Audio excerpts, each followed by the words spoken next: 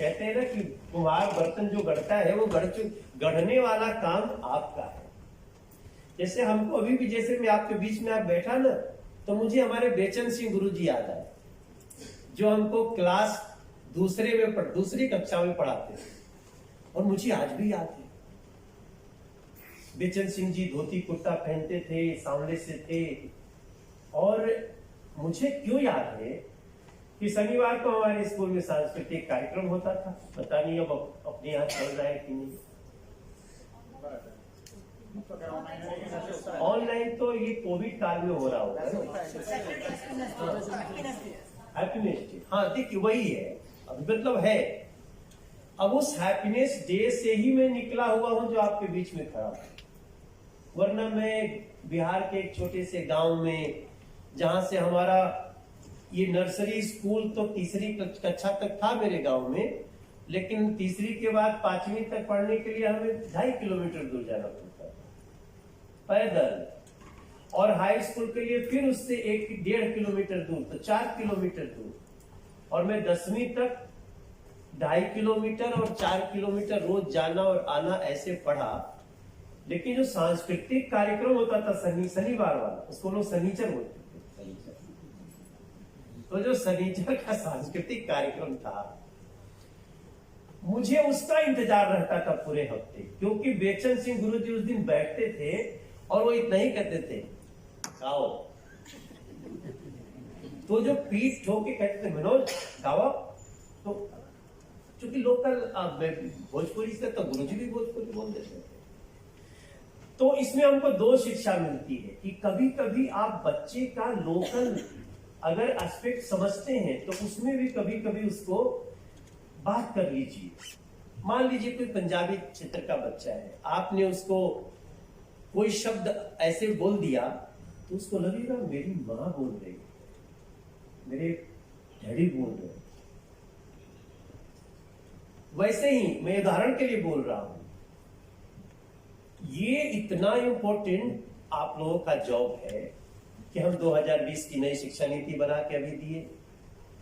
तो नई शिक्षा नीति में हमने कहा ना कि इसमें कौशल विकास और आत्मनिर्भरता को हमें उसको समाहित करना है। आप सब पढ़ ही रहे होंगे उसको, तो हम आपको कुछ समझा नहीं सकते, हमारी इतनी क्षमता नहीं है। हम लोग तो अभी इतना व्यस्तता रहता है कि आपको क्या बताए, न सहयोगी न बताए कहाँ जाना है, तो बुला ही जाएगा कि उसके बाद फिर कोई कार्यक्रम है। तो मेरा सौभाग्य है कि मैं आप सबसे आज मिला हूं, और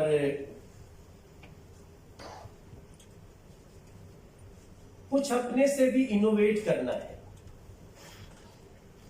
किताबें तो बहुत कुछ बता रही हैं, लेकिन आप तो वो कुम्हार है ना, जो एकदम बच्चे को नर्सरी से पहला क्लास, दूसरा क्लास, वो जो पढ़ गया ना नींव, वो बहुत दूर तक जाएगा। जब वो हमें डालना है, तो मैं आपके थ्रू 7000 शिक्षकों को बोलना चाहता हूं। हम अपने एमसीडी के शिक्षक बहुत अच्छा कर रहे हैं, लेकिन हम जिस स्तर पे दिखाना चाह रहे हैं, आप सभी को भी हम बोलते हैं, देखो ये जमाना अजीब है, यहाँ करना भी और दिखाना भी है। कुछ लोग खाली दिखाई रहे,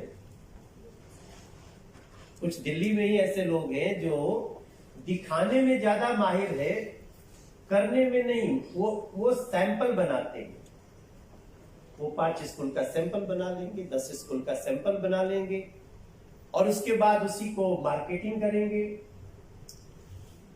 हमारा जैसे अभी कहा जोगीराम जी ने कि चलिए मुझे वो स्कूल देखिए, ये देखिए, हम तो कहते हैं आप एक दिन वहीं बुलाया करो, सप्ताह में या 2 सप्ताह में आप एक नए स्कूल पे बुलाओ ना। कभी हमको बुलाओ, कभी अध्यक्ष जी को बुलाओ, कभी उस क्षेत्र का कोई सांसद होगा उनको बुला लो। इतने करने से ना आपकी अच्छाई को हम दिल्ली ही नहीं, दिल्ली देखेगा तो पूरा देश देख लेगा। तो लेट्स मेक प्रोग्राम, तो विजिट अ न्यू स्कूल। कुछ चलते हो आप? कई लोग आश्चर्य के होंगे, अंग्रेजी बोल रहे हैं, नमस्ते। मैं आजकल थोड़ा फ्लुएंट होने की कोशिश कर रहा हूँ। तो उसको एक प्रोग्राम बनाइए। मेयर साहब, आप नेता सदन जी आप कह रही हैं, ये भी स्टैंडिंग कमेटी थे, शानदार टीम बनी है आप लोगों की। और गरिमा, आपका कब कार्यकाल खत्म हो जाएगा? मेरा भी 14 तारीख को। अच्छा, 14। मीटिंग होगी नेक्स्ट। अच्छा, लेकिन once a chairman always a chairman, once a mayor always, once a अध्यक्ष ऑलवेज।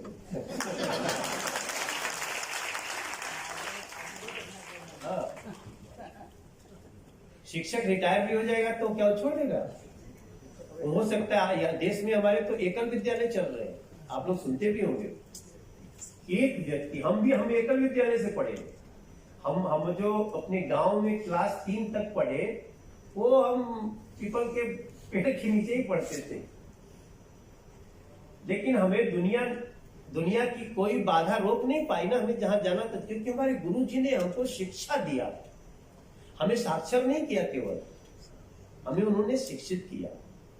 मेरी मां साक्षर नहीं है, लेकिन मेरी मां, मैं मानता हूं तो शिक्षित है, क्योंकि उसने बार बार कहा है झूठ मत बोलिएगा, क्योंकि कर्जा लिया तो वापस जरूर दे दीजिएगा।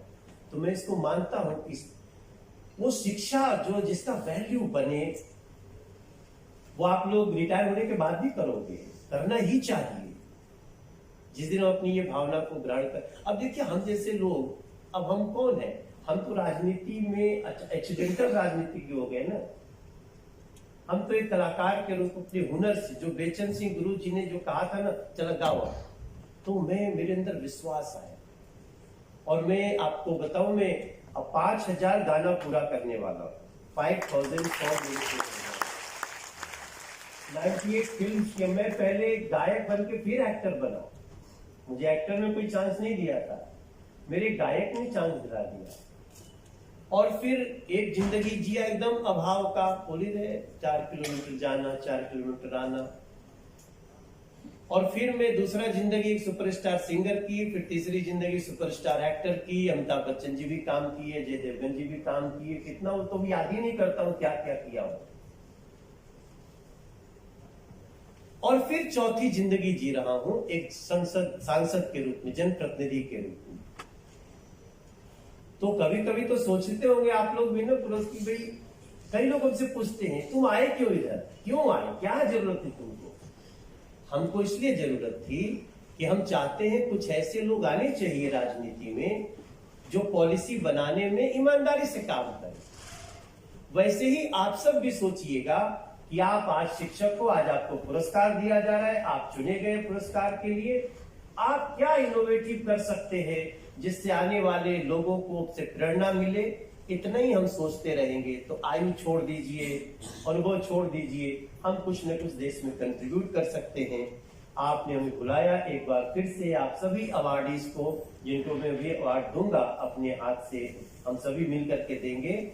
और आप शिक्षक हैं, हम जनप्रतिनिधि हैं, व्यवस्था को बना रहे हैं, नीतियां बना रहे हैं, लेकिन हम आपके सामने नतमस्तक हैं।